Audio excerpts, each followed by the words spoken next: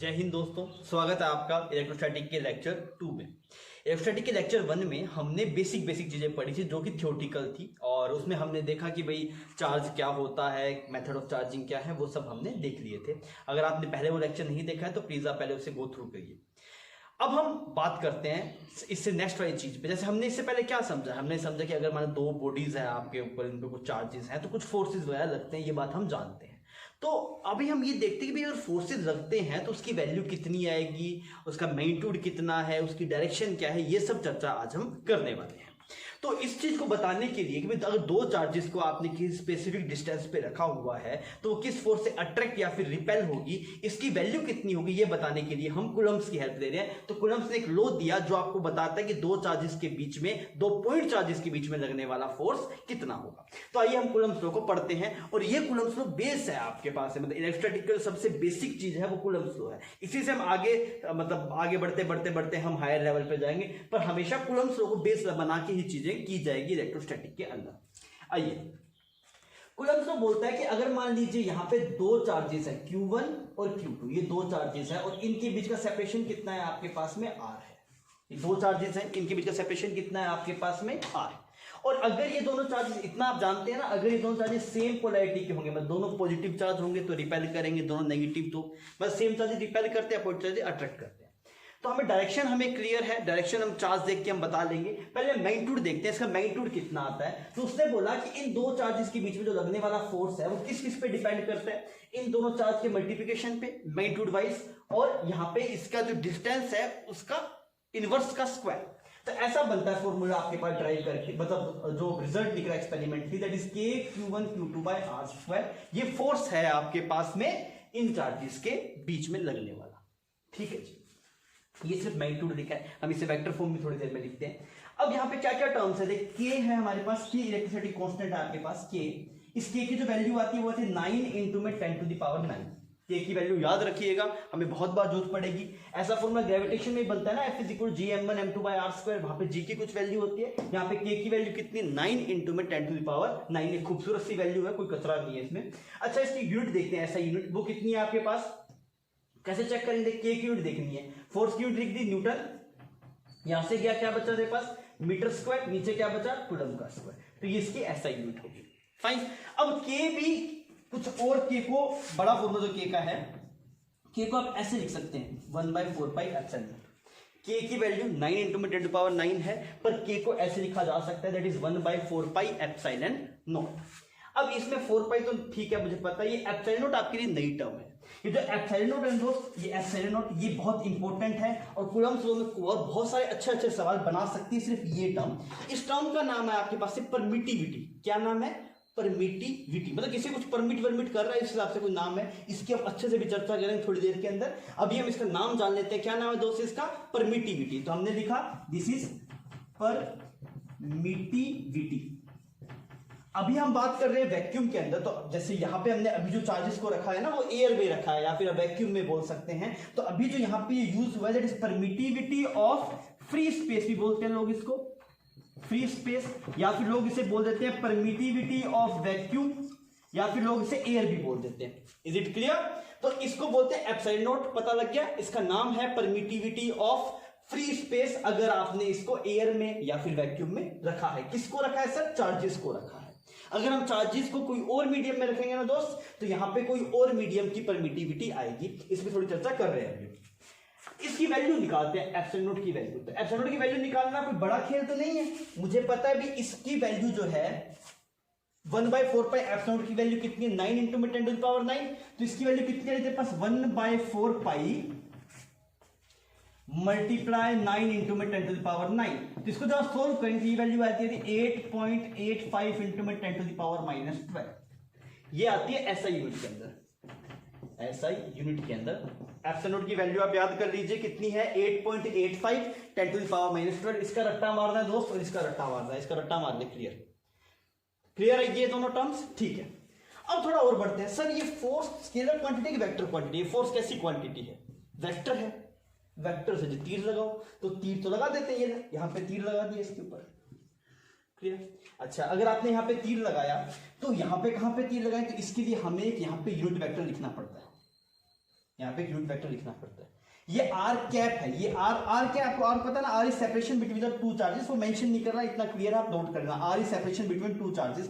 Are cap क्या है, अब कैसे सवाल में प्रोसीड करना है, सबसे पहले आप मैग्नीट्यूड निकाल लीजिए फोर्स का, निकाल पाएंगे इस फॉर्मूले से, फिर आप डायरेक्शन देख ही लेंगे भाई इधर लग रहा है कि इधर लग रहा है। फिर ये आर कैप क्या है आपके पास, ये है यूनिट वेक्टर, ये क्या है दोस्त, यूनिट वेक्टर। कैप लगा तो कैप यूनिट वेक्टर के लिए होता है ना, दिस इज यूनिट वेक्टर, किसके डायरेक्शन में, इन डायरेक्शन ऑफ फोर्स, डायरेक्शन की फोर्स में यूनिट वेक्टर है। मैग्नीट्यूड निकाल लेना, फिर यूनिट वेक्टर उसके फोर्स की डायरेक्शन जो दिख जाएगी उसके हिसाब से आप यूनिट वेक्टर बना के लिख देना, तो वेक्टर फॉर्म में हो जाएगा। ठीक है, अब और आगे चलते हैं, इतनी बात क्लियर होगी। अगर मान लीजिए आप किसी मीडियम में होंगे, जैसे मान लीजिए अभी तो ये लग रहा था आपके पास में एयर में, अगर हमारे पास में if charge is present in medium, कोई मीडियम में है आपके पास, कोई भी मीडियम, मान लो वाटर है या फिर कोई भी मीडियम है, तो सर इस फॉर्मूले में क्या बदलाव आएगा, देखो तब ये फॉर्मूला क्या बन जाएगा, F इज इक्वल टू, के को के ना लिखे लिखते हैं 1/4 pi epsilon Q1 Q2 by R square. अगर ये एयर में होता तो यहां पे था एप्सिलॉन नॉट, अभी ये एयर में नहीं है, अभी किसमें दोस्त, ये मीडियम में है, तो अब यहां पे एप्सिलॉन नॉट लिख सकता हूं क्या, अब क्या लिखूं क्या, एप्सिलॉन नॉट नहीं, अब की बार एप्सिलॉन नॉट नहीं लिख सकते, बिकॉज एप्सिलॉन नॉट क्या था, परमिटिविटी इन एयर और वैक्यूम। अगर ये दोनों चार्जेस आपके पास में, यहाँ पे जो दो चार्जेस है Q1 Q2, अगर ये एयर में होते तब बात अलग थी, अभी ये किसी मीडियम में है, तो मीडियम में तो भाई साहब यहाँ पे किसकी परमिटिविटी आएगी आपके पास, मीडियम की आएगी, दिस इज मीडियम। तो मैंने लिखा दिस इज एब्सोल्यूट परमिटिविटी, ये क्या है आपके पास, absolute permittivity in given medium.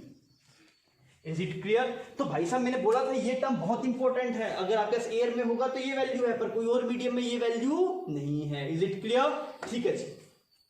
अब यार कूलम्ब लॉ लगाने में लोग गलती क्या करते हैं, तो वो गलतियां बता रहा हूं मैं आपको।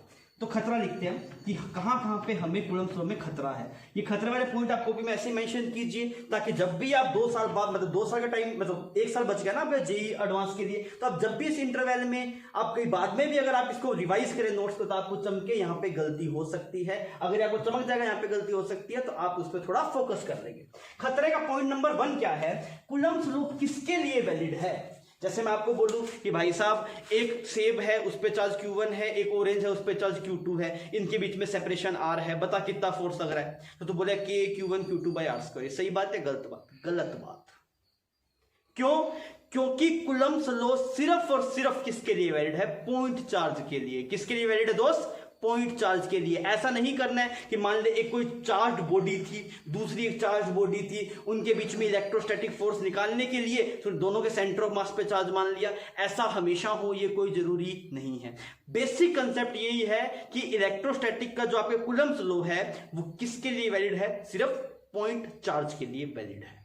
बाकी किसी बड़ी बॉडी के लिए करना होगा तो हमें इंटीग्रेट करना पड़ेगा छोटे छोटे पॉइंट चार्जेस लेके। तो खतरा नंबर 1 वो क्या है आपके पास में, coulomb law is only valid for point charge. तो जब भी लगाए दोस्त, ये चमकना चाहिए तुझे, जब भी लगाएगा गलती नहीं करनी, किसके लिए लगाना है, सिर्फ पॉइंट चार्ज के लिए। दूसरी बात क्या, जब भी तू कूलम्ब लॉ लगाए तो मीडियम पे खास ध्यान रखना है। क्लियर, मीडियम की प्रेजेंस का ध्यान रखना है। ठीक है दोस्त, तो ये कुछ बेसिक बातें होगी आपके पास कूलम्ब लॉ के बारे में। अभी हम थोड़ा इस पे आगे और चर्चा करते हैं, पहले आप इसको इतना छापिए एक बार।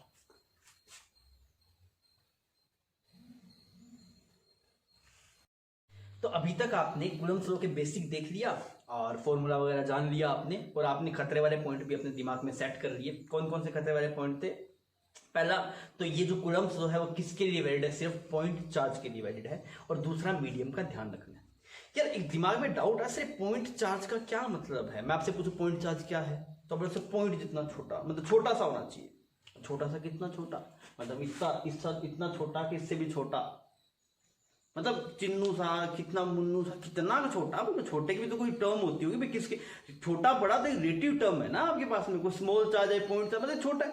तो आप कैसे देखेंगे, देखिए जो पॉइंट चार्ज की डेफिनेशन है वो आप इस तरीके से बोल सकते हैं कि जैसे मान लीजिए अगर आपके पास में एक चार्ज है Q1 और यहाँ पे ऐसे चार्ज है Q2, इसका ऑब्वियसली कुछ तो साइज होगा, पॉइंट होगा तब भी कुछ तो थोड़ा बहुत साइज तो होगा। पॉइंट कितना छोटा पॉइंट होगा, वो कितना, मतलब कब पॉइंट बोलना है कब नहीं बोलना, उसकी चर्चा कर रहा हूं मैं। ये दो चार्जेस है Q1 Q2, अब से इसको पॉइंट चार्ज बोल सकते हैं नहीं बोल सकते। देख अगर ये सेपरेशन तेरे पास R है, इसके बीच का सेपरेशन क्या है तेरे पास R है, और अगर ये सेपरेशन बहुत बड़ा है, this R is very large as compare to size of charge, तो क्या होगा इसके कंपैरिजन में ये चार्ज होगा बहुत छोटा है, तब आप इसे क्या बोल सकते हैं, then we can assume charge as point charge. आपको जहां सवालों में इसके सोचना नहीं पड़ेगा, वो सवाल मेंशन करके देगा these are the point charges, तो हम मान लेंगे। पर आप प्रैक्टिकल लाइफ में बता रहा हूं, प्रैक्टिकल लाइफ में भाई ऐसा नहीं है भाई कोई अगर पार्टिकल हुआ जिस पर चार्ज कुछ तो डायमेंशन होगी आपके पास रियल लाइफ में, तो अगर हम उसको पॉइंट चार्ज तब मान लेते हैं जब उसका सेपरेशन, जो दो चार्जेस के बीच जो सेपरेशन है वो बहुत बड़ा हो जाए एज कंपेयर टू किसके रिस्पेक्ट में, जो बॉडी का जो चार्ज है उसका साइज पे। जो चार्ज का जो साइज है अगर वो बहुत छोटा है एज कंपेयर टू डायमेंशन, जो डिस्टेंस है इसके कंपैरिजन में, तो आप उसे पॉइंट चार्ज बोल सकते हैं। ठीक है जी, अब आगे बढ़ते हैं। अब हम थोड़ा सा एक टर्म की बात करते हैं, that is known as relative permittivity. Relative permittivity, इसका दूसरा नाम है that is dielectric constant. Clear, ये इंपॉर्टेंट टर्म है डाइलेक्ट्रिक कांस्टेंट। कैपेसिटर नाम का एक चैप्टर है, इसके बाद में आप पढ़ेंगे। तो कैपेसिटर में डाइलेक्ट्रिक टर्म बहुत यूज होता है, तो ये क्या है इसको थोड़ा समझते हैं। रिलेटिव परमिटिविटी, अगर मैं कुछ ना पढ़ाऊं तब भी तो कुछ तो चमक रहा होगा, कुछ परमिटिविटी और कुछ रिलेटिव है। जैसे रिलेटिव डेंसिटी होता है ना आपका, density of material divide by density of water is called as relative density, या फिर स्पेसिफिक ग्रेविटी बोलते हैं जिसको। उसी तरीके से रिलेटिव परमिटिविटी वैसा सही कुछ लग रहा है, और आपको जो लग रहा है वो बिल्कुल सही है, यही होता है। That is relative permittivity is equal to E R, मतलब एप्सिलॉन आर लिखा है, ये रिलेटिव आर है रिलेटिव के लिए, is equal to absolute permittivity of medium divide by absolute permittivity of air या फिर वैक्यूम। क्लियर, तो यहां पे ये ईआर टर्म किसको बता रहा है तुझे, रिलेटिव परमिटिविटी। क्लियर, ये ईएम क्या बता रहे दोस्त तुझे, एब्सोल्यूट परमिटिविटी ऑफ मीडियम, जिस मीडियम की तो निकाला जाता है उसके एब्सोल्यूट परमिटिविटी। एब्सोल्यूट परमिटिविटी जो था ना k is equal to 1/4 pi epsilon, वहां पे जो एप्सिलॉन यूज होता है वो क्या है तेरे पास, एब्सोल्यूट परमिटिविटी। और ई नोट दोस्त तेरे पास क्या है, क्या है E naught, that is permittivity of free space. Spelling बहुत बड़ी है, लिख लिख के दिमाग खराब हो रहा है। परमिटिविटी ऑफ फ्री स्पेस या फिर वैक्यूम। मैं पूछूं अरे 8.85 इंटू में 10⁻⁻12 किसकी वैल्यू थी, इसकी किसकी वैल्यू थी, चमक रहा है इसकी वैल्यू थी। अरे इज इट क्लियर, ठीक। अब मेरी बात सुन, इसको लोग के भी बोलते हैं, इसको लोग क्या बोलते हैं, के भी बोलते हैं, और इसका टर्म मतलब ये वाली टर्म ज्यादा यूज होती है as compare to ER.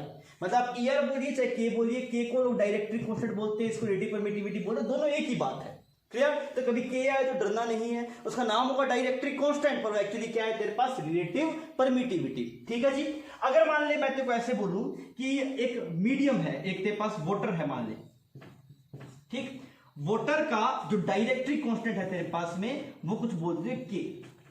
Dielectric constant कितना है तेरे पास, के है। तब और इनके बीच में वाटर के दो चार्जेस को रखा गया Q1 Q2।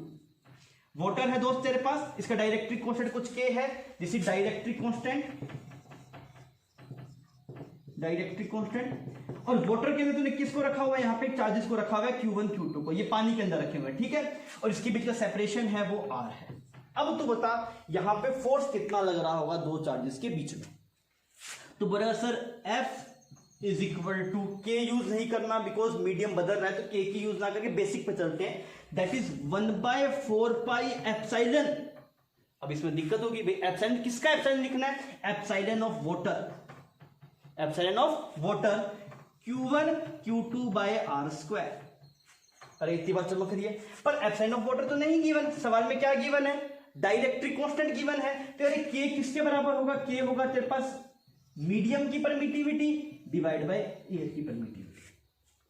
Is it clear? तो तुझे यहां पे जो पुट करना है दोस्त वो एब्सोल्यूट परमिटिविटी पुट करना है, यहां पे रिलेटिव परमिटिविटी पुट करना नहीं है, यहां पे एब्सोल्यूट चाहिए। तो एब्सोल्यूट परमिटिविटी की वैल्यू है वो क्या है तेरे पास, that is absolute permittivity of water is K times absolute permittivity of air. Fine, तो यहां पे जो तेरे पास फोर्स आएगा वो फोर्स आ गया is equal to 1/4 pi epsilon nought K Q1 Q2 by R square. समझ रहा है? ये कोई दिक्कत है इसमें? बस एक बात ध्यान रखना, यहां पे क्या पुट करना है दोस्त, तुझे एब्सोल्यूट परमिटिविटी पुट करना है। तो एब्सोल्यूट परमिटिविटी चाहिए था तो मैंने इस एक्सप्रेशन से एब्सोल्यूट परमिटिविटी निकाला और ये आ गया। अब मेरी बात सुन, इसमें थोड़ा सा एक अच्छी चीज है, हम है ना एक्चुअली जो प्रॉब्लम जब आप अप्रोच करने जाएंगे तो हम ऐसे भी अप्रोच नहीं करते, हमारे पास एक और तरीका होता है अप्रोच करने का, वो देखना भाई, वो इंटरेस्टिंग चीज है, उसी से हम आगे प्रोसीड करेंगे। ये ठीक है, इसके आगे चल रहे हैं आप, मतलब कचरा तो नहीं लग रहा है ना, भीड़ तो नहीं लग रहा है, आप छाप पाएंगे इतना, ठीक है। अब आ जा, अब सुन, इस सवाल को प्रोसीड करने का एक और तरीका, ये जो सवाल है ना, ये सवाल था, हमने इसको थ्योरी के टर्म में लिया है, इसको प्रोसीड करने का एक और तरीका देखते हैं। इसमें क्या है तेरे पास कि हम एक काम करते हैं, एयर में पता है तुझे कितना है, अगर मैं तुझे ये बोलूं ये Q1 Q2 को अगर आप एयर में रखते, इस Q1 Q2 को अगर आप एयर में रखते तो फोर्स कितना रखता, F कितना रखता तेरे पास, K नहीं लिखना, Q1 Q2 divide by 4 pi epsilon nought R square. ये किस में था दोस्त तेरे पास, एयर में। क्लियर? इसको हम F नोट बोल देते हैं बिकॉज F नोट बोल रहे हैं, F नोट, तो F नोट चमक गया तुझे, ये F नोट किसके अंदर तेरे पास, एयर में। अब अगर मैं बोलूं भाई साहब इस वाटर में कितना है, तो क्या बोलेगा, Q1 Q2 divide by 4 pi epsilon nought R square. एक टर्म नया आ गया, उसका क्या नाम है, डाइलेक्ट्रिक कांस्टेंट। अरे समझ में आ रही है ये बात? अगर तू इन दोनों को डिवाइड कर दे, किसको किसको, अगर जैसे तू इसको ऐसे लिखेगा तो क्या बनेगा बस एक्सप्रेशन, अगर हम इन दोनों को डिवाइड करेंगे फिर कुछ ऐसा बनेगा, हमें इधर जाना पड़ रहा है जगह कम है थोड़ी, तो अगर हम दोनों को डिवाइड करें तो क्या बनेगा तेरे पास, F of water divide by F naught, दोनों को डिवाइड करते हैं, F of water divide by F naught is equal to 1/k। तो यहां से जो तेरे पास फाइनल रिजल्ट आया वो क्या है तेरे पास, F water is equal to K divide by F naught, sorry F water is equal to F not divide by K. ये थोड़ा अजीब लग रहा है, वापस देख ले क्या किया हमने, मैंने बोला अगर ये चार्जेस एयर में होते तो इतना फोर्स लगाते, इफ इन एयर, मीडियम में है तो इतना लगा रहे हैं, हमने दोनों का रेशियो निकाला तो आपके पास F of water divide by F of air आ गया ये वाला, तो एफ ऑफ वाटर आ गया एफ नॉट बाय के।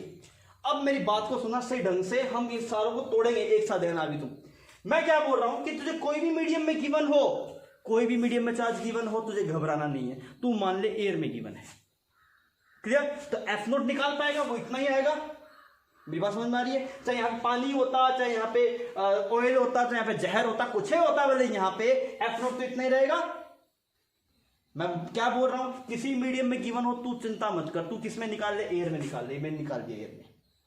फाइन, अब तो ये देख उस किसी मीडियम में अगर जैसे एयर का ये आ गया एफ नॉट, अब तुझे उस मीडियम में डाइलेक्ट्रिक कांस्टेंट गिवन है, उससे डिवाइड कर दे, तो अगर उससे डिवाइड करेगा तुझे क्या मिल जाएगा, उस मीडियम के अंदर मिल जाएगा। मेरी बात समझ?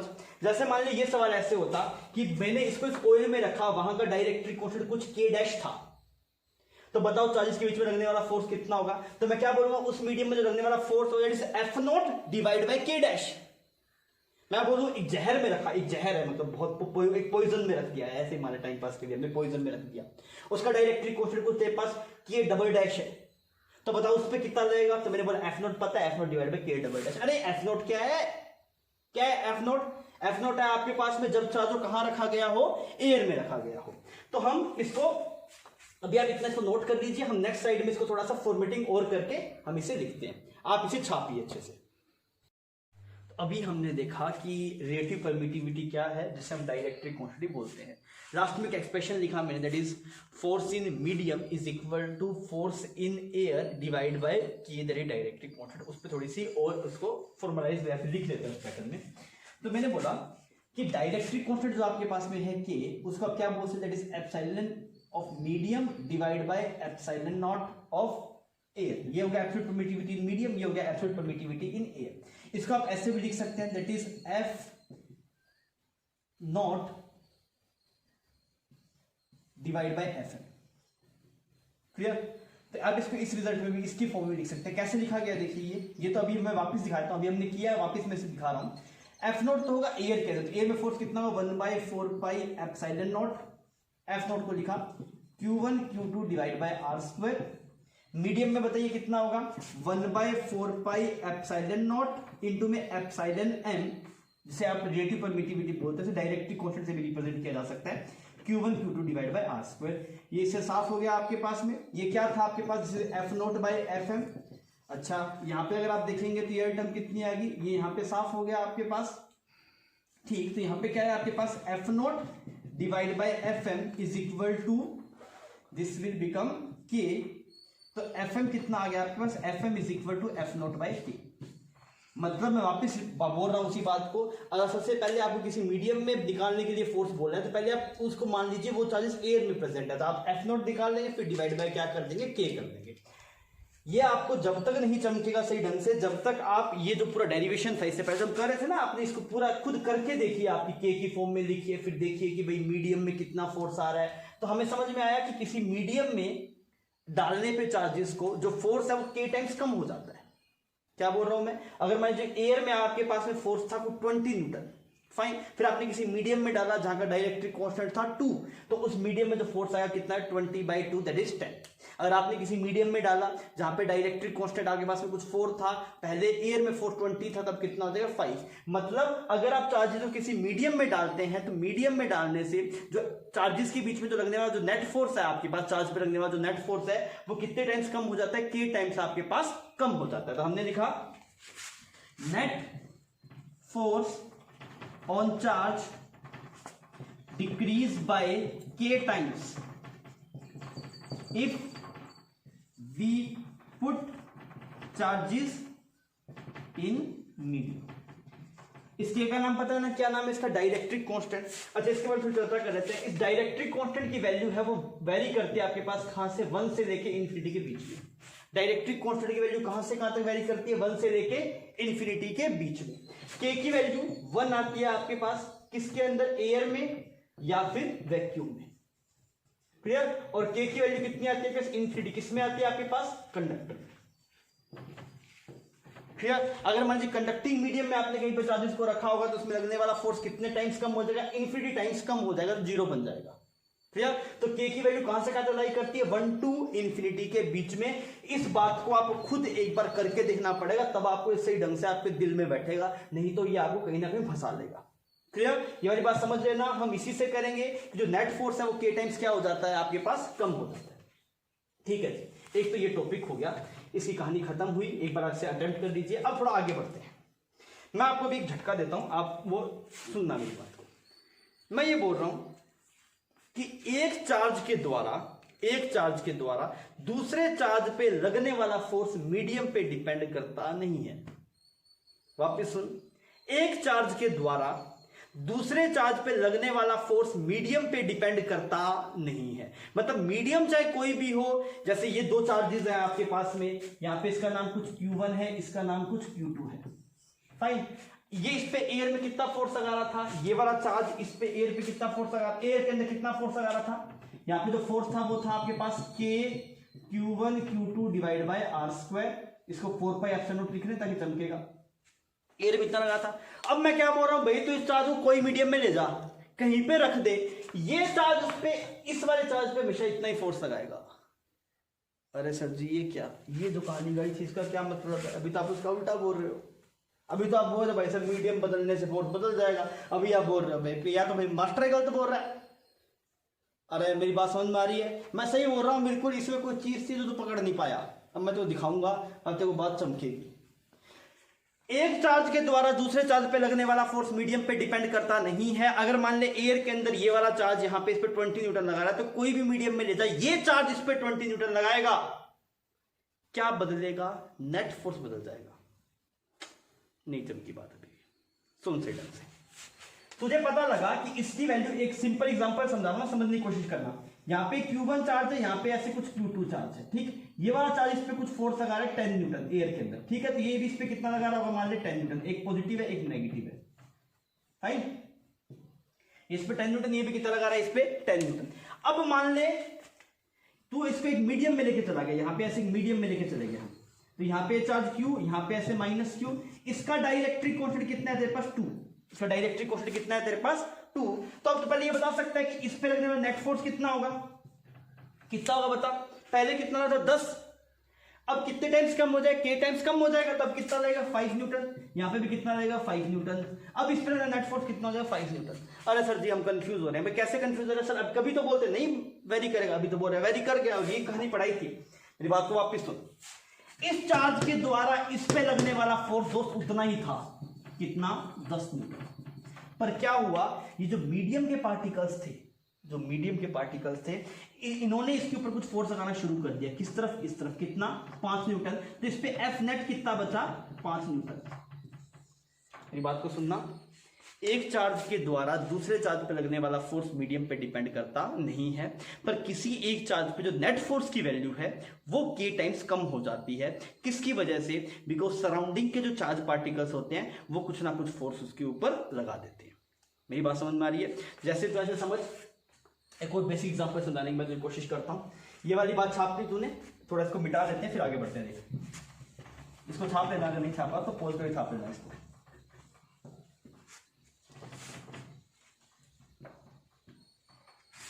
क्रोध दीजिए, क्रोध दीजिए।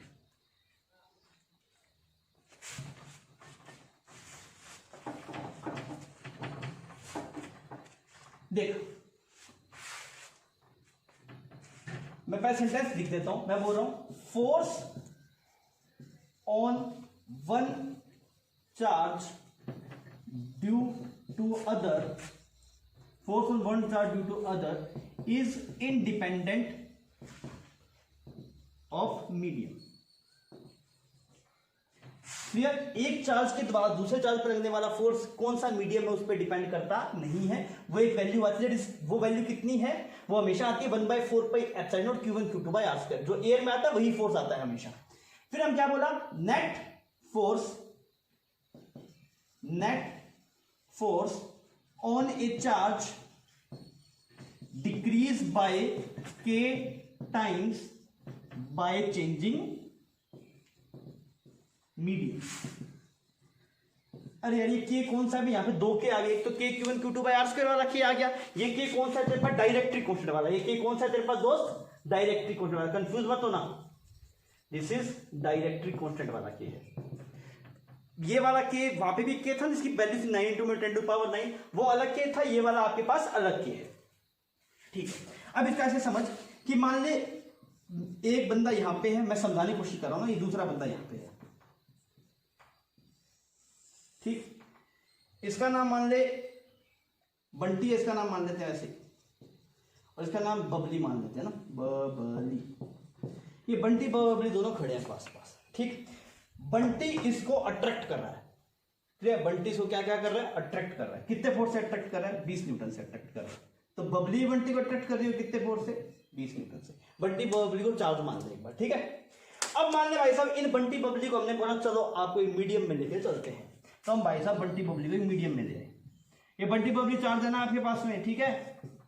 इसको अगर आप यहाँ पे एक मीडियम में ले आए, इसका डायरेक्ट्रिक कांस्टेंट कितना है आपके पास में, कुछ 2 है, डायरेक्ट्रिक कांस्टेंट कितना है आपके पास 2 है।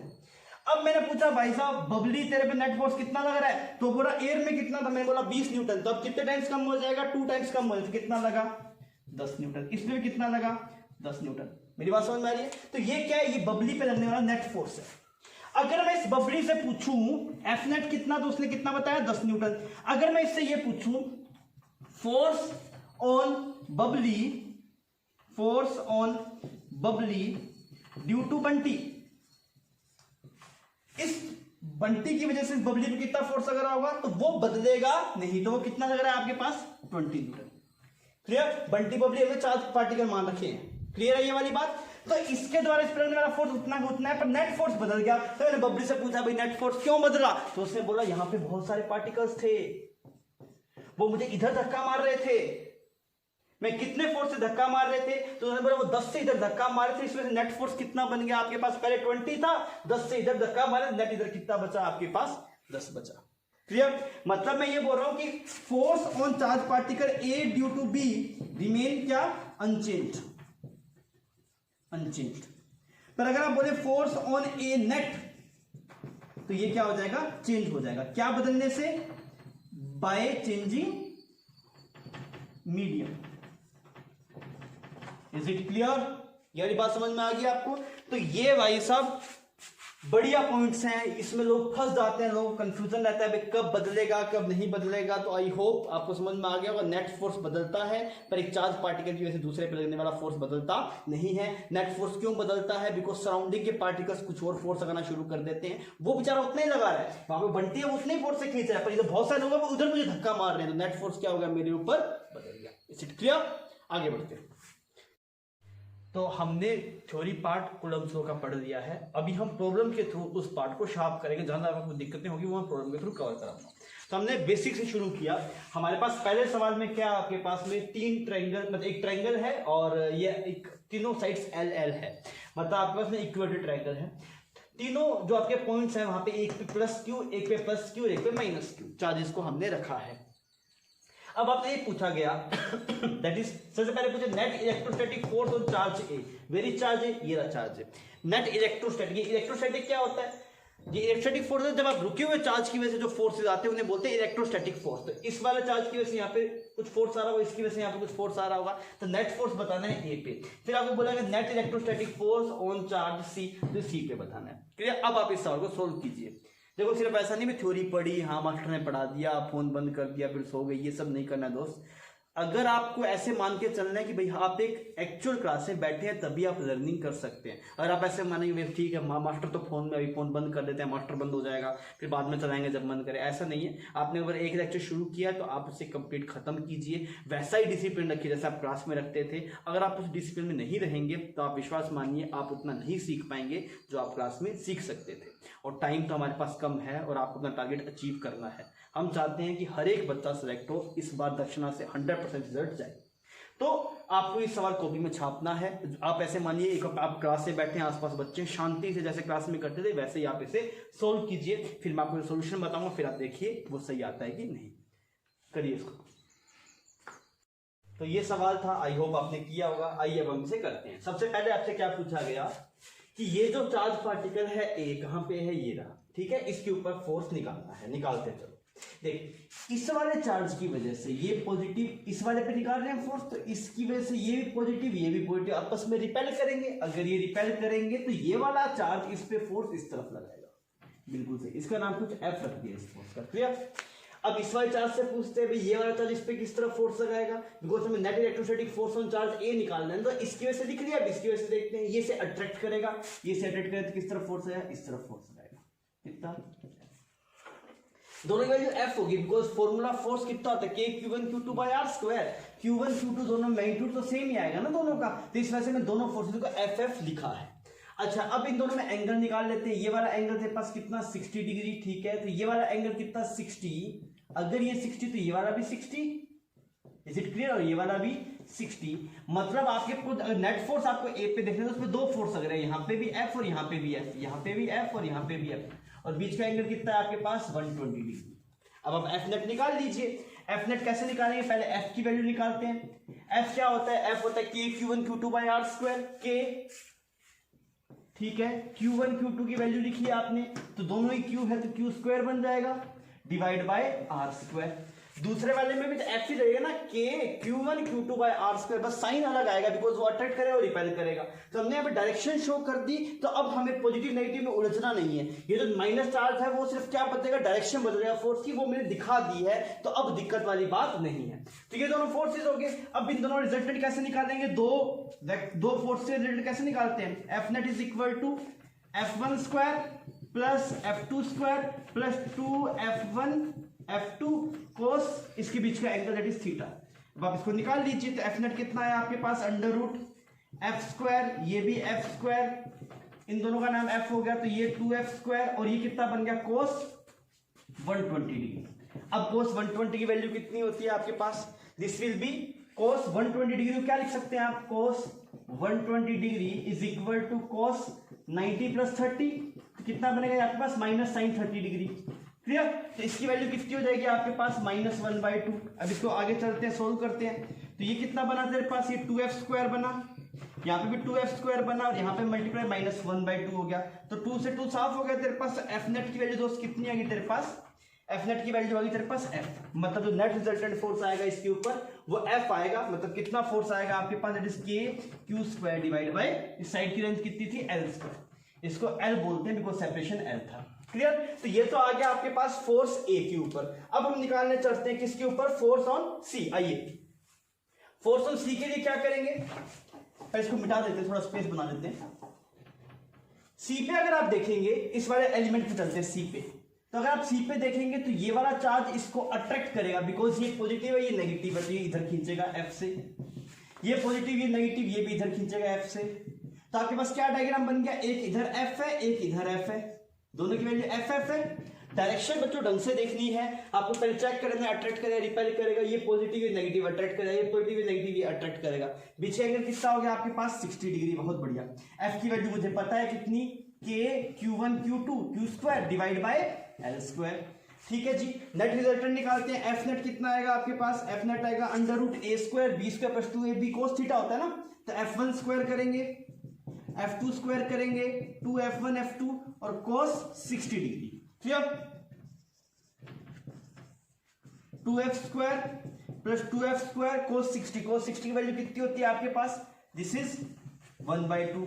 यहाँ पे साफ हो गया आपके पास। तो एफ नेट की वैल्यू कितनी आ गई मेरे पास, एफ नेट की वैल्यू होगी √3f। क्लियर? ये सिंपल सवाल था आपके पास में, तो आई होप ये आपका सही होगा। आइए अब चलते हैं अगले सवाल पे। तो अभी हम एक दूसरा सवाल कर रहे हैं, ये थ्योरेटिकल सवाल है आपके पास में, जो मैंने आपको बताया था मीडियम की प्रेजेंस से क्या फर्क पड़ता है कूलम्ब फ्लो पे, उसको समझाने के लिए सवाल है। सवाल में क्या है, force between two charge particle in air, किसके अंदर, एयर, कितना है आपके पास f0। Now this system of charge is placed in a medium of dielectric constant 3। Clear? Find force, पहला सवाल है force applied by one charge on another in that medium, पहला ये है। दूसरा क्या है, net charge, net force on each charge कितना होगा आपके पास। और थर्ड पूछा गया force applied by surrounding on each charge. ये सवाल है आपको, इसको ईच लिख लीजिए, थोड़ा बढ़िया लगेगा। क्लियर? तो इस सवाल को आप नोट कीजिए, सिंपल सवाल है आपका, थ्योरेटिकल सवाल है, आप फटाफट बता पाएंगे, चुटकियों में इसका आंसर दे सकते हैं अगर आपका फंडा क्लियर है। ठीक है, आप इसे नोट कीजिए और इसे सोल्व कीजिए। वीडियो को पहले पॉज कर लीजिए।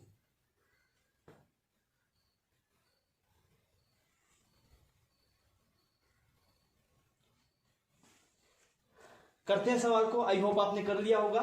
सवाल में ये बोला गया कि यार देख, जब एयर में थे हमारे पास, एयर में दो चार्जेस को आपने रखा, तो ये इस पे इधर f0 लगा रहा होगा मान लो, ये इधर ऐसे कुछ f0 लगा रहा होगा, ये कुछ q1 q2 होगा, एक पॉजिटिव एक नेगेटिव, इसलिए कुछ होगा। उल्टा भी हो सकता था, मैंने एक केस मान लिया यहाँ पे।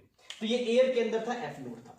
अगर दोस्तों इसको डाइलेक्ट्रिक मीडियम में लेके जाएगा, अगर तो इसे डाइलेक्ट्रिक मीडियम में लेके जाएगा, जिसका डाइलेक्ट्रिक कांस्टेंट कितना है तेरे पास, 3 है, तो डाइलेक्ट्रिक मीडियम में लेके जाने से क्या बदलता है, नेट फोर्स कम हो जाता है। कितने टाइम्स, k टाइम्स कम हो जाता है। मैंने पहले ही बताया था, पहले आप उसका डेरिवेशन ढंग से कर लिए, 2-3 बार करेंगे तो आपके दिल में बैठ जाएगा वो, फिर आप नहीं भूलेंगे।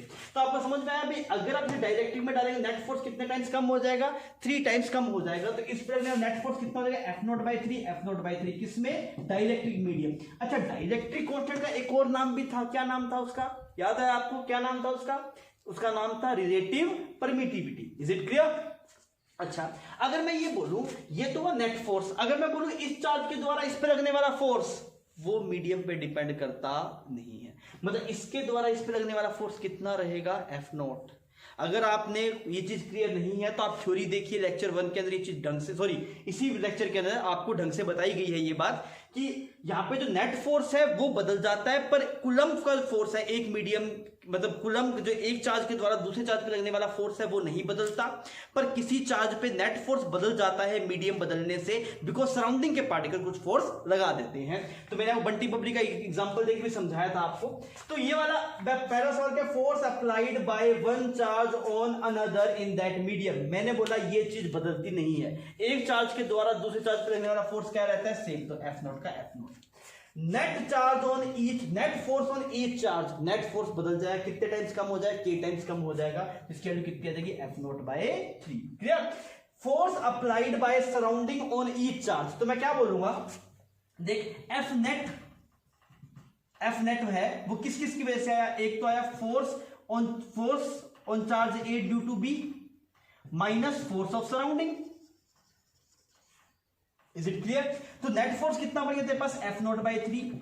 एक चार्ज के दूसरे बढ़ने वाला फोर्स कितना है, F0। तो सराउंडिंग का फोर्स कितना लगा होगा तेरे पास, तो F सराउंडिंग कितना आ जाए तेरे पास, F ऑफ सराउंडिंग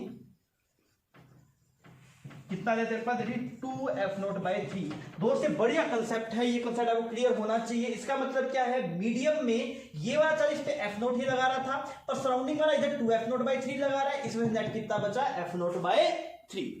क्लियर। आइए अब चलते हैं अगले सवाल पे। तो अभी हम एक और सवाल कर रहे हैं, और हम ये जो लेक्चर हमने बनाया ये स्पेशली नीट के लिए बनाया। तो प्रॉब्लम का लेवल हमने नीट के लेवल या फिर थोड़ा सा ऊपर रखा, ज्यादा हम जेई लेवल तक हम नहीं गए हैं। अगर मान लीजिए अगर आप जेई के लिए प्रिपेयर कर रहे हैं तो आप ये सिंपल सवाल है, ये आप थोड़ा लगा लीजिए। इसके बाद में जेई के लिए वापस एक सीरीज आएगी, थोड़े दिनों के अंदर वो लॉन्च होगी। आप उसमें से थ्योरी ऑलमोस्ट सेम ही रहेगा, थ्योरी में ज्यादा चेंज नहीं होगा, पर अगर सवाल आप उसमें से आप देख सकते हैं। जो लोग नीट की तैयारी कर रहे हैं उनको चैप्टर समझ में आ रहा है, थोड़ा और अच्छे लेवल के सवाल करने हो तो वो भी वो वाला वीडियो देख सके। तो अभी हम सिंपल सवाल करें नीट के हिसाब से, तो आपको बहुत ज्यादा टफ सवाल नहीं दिखाई देंगे, मैं ठीक ठीक से लेवल के सवाल करवाऊंगा आपको। तो आपको ये सवाल ये है कि दो चार्जेस और ये दोनों चार्जेस आपके पास फिक्स है, ठीक है।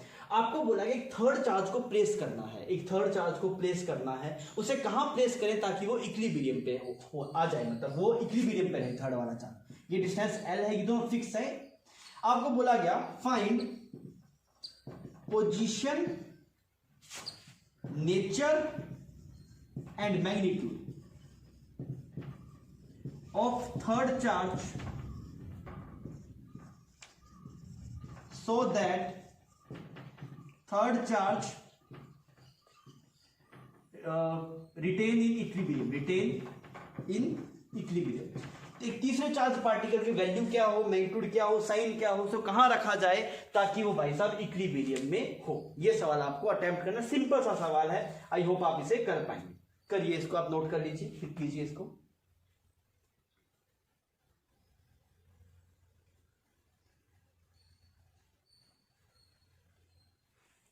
आइए अब इसे सॉल्व करते हैं।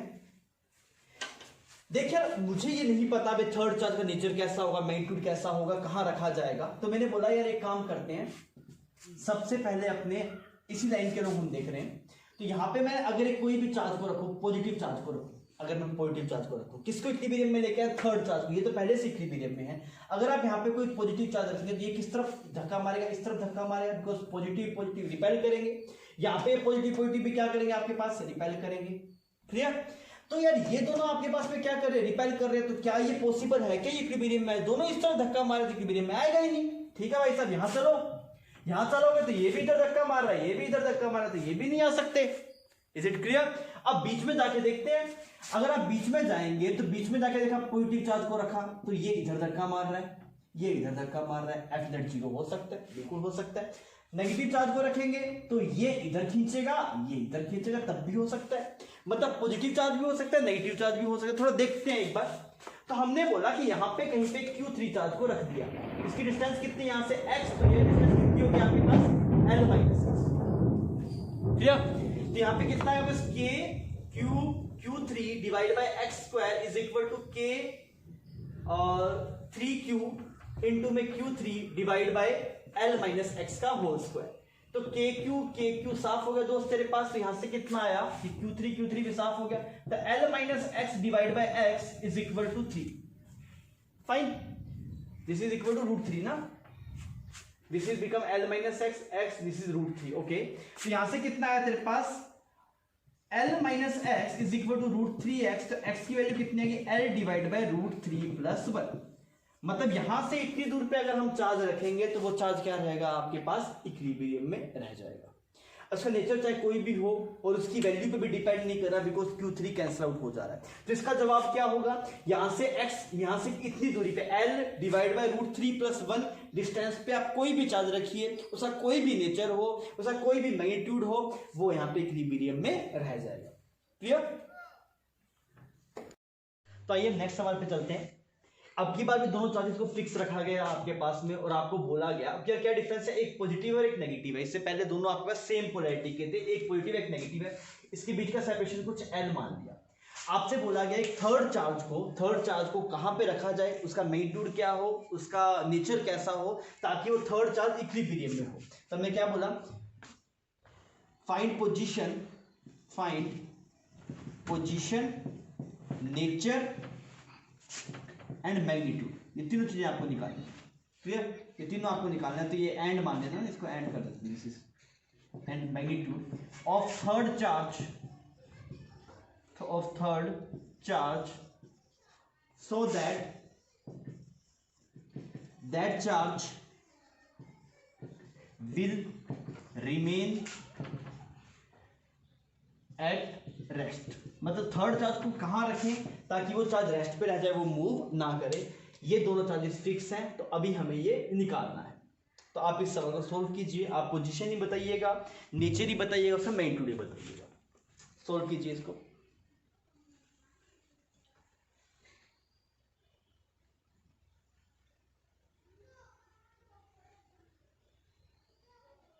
आई होप कर लिया होगा आपने। देखा सवाल में वापिस वही काम करते हैं हम। सबसे पहले देखते हैं अभी कौन कौन से रीजन में ये पॉसिबल है। तो मैंने बोला यार सुनना एक बार ढंग से ना, मैंने बोला अगर मैं यहाँ पे पहले यहाँ पे रखते हैं, क्योंकि लास्ट वाला यहाँ पे है ना, यहाँ पे चेक करते हैं, यहाँ पे पॉजिटिव चार्ज को रख के देखते हैं। यहाँ पे अगर पॉजिटिव चार्ज को रखा आपने इन दोनों के बीच में, तो ये इसको धक्का मारेगा इधर, ये इसको इधर खींचेगा, तो ये रेस्ट पे रह सकता नहीं है, तो यहाँ पे काटा मार दिया। माइनस अगर नेगेटिव चार्ज होता तो ये इसे अट्रैक्ट करता और वो उधर धक्का मारता, तो नेगेटिव पॉजिटिव दोनों के लिए ये पोजीशन पॉसिबल नहीं है। अब चलते हैं यहाँ पे। अच्छा, अगर आप यहाँ पे पॉजिटिव चार्ज को रखेंगे, यहाँ पे पॉजिटिव चार्ज को, ये पॉजिटिव इसको रिपेल करेगा, इधर धक्का मारेगा, ये नेगेटिव इसको अट्रैक्ट करेगा। सही बात। तो यहाँ पे बात बन सकती है भाई, यहाँ पे नेट फोर्स 0 हो सकता है, लग तो रहा है बात बन सकती है। आगे फिर देखेंगे, नेगेटिव चार्ज के लिए देखेंगे तो ये पॉजिटिव इसको इधर खींचेगा और वो नेगेटिव उधर धक्का मारेगा, तो ये भी बात बन सकती है। मतलब यहाँ पे पॉजिटिव नेगेटिव की बात बन सकती है, ऐसा मुझे लग रहा है। अब यहाँ पे चलता हूं, यहाँ पे देखा पॉजिटिव चार्ज को रखा तो ये इसको अट्रैक्ट करेगा, बहुत बढ़िया, और ये क्या करेगा, इसको रिपेल करेगा। Is it clear? अगर दोस्त मैं यहाँ पे नेगेटिव चार्ज को रखूंगा तो ये इसे रिपेल करेगा, वो अट्रैक्ट करेगा। तो मुझे यार दो जगह दिखाई दे रही है कि सर यहाँ पे भी बात बन सकती है, शायद यहाँ पे भी बात बन सकती है। पर अगर आप थोड़ा दिमाग लगा के सोचेगा ना तो चमकेगा कि यहां पे बन सकता, यहां पे तेरी बात नहीं बन सकती, ये खतरा है। यहां पे देख के लग रहा है पर यहां बात बन सकती है, पर एक्चुअली यहां पे बात नहीं बन सकती। अभी मैं बताऊंगा क्यों। यहां पे इस वाले रीजन में बात बन सकती है। ऐसा क्यों बता रहा हूं मैं, देख यार यहां पे जो फोर्स लग रहा होगा वो कितना लग रहा होगा, K9Q, इसका चार्ज कुछ Q3 मान लेते हैं, डिवाइड बाय x²। ठीक, इस वाले चार्ज की वजह से यहां पे लगने वाला फोर्स, उस चार्ज की वजह से यहां पे कितना फोर्स है,